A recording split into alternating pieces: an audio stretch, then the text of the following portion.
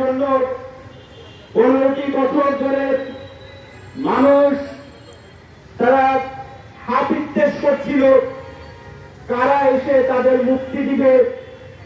বারে বারে মানুষ তার অধিকারের কথা বলার জন্য রাস্তায় নেমেছে, কিন্তু তার উপর নেমে এসেছে অত্যাচারের খড়গ।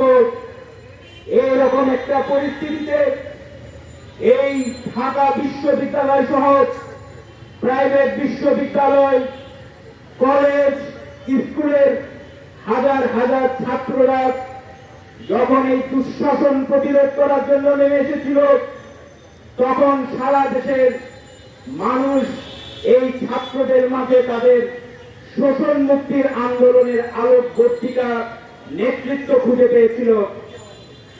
তখন ছাত্রদের ডাকে সারা বাংলাদেশ জুড়ে লক্ষ কোটি মানুষ নেমে পড়েছে।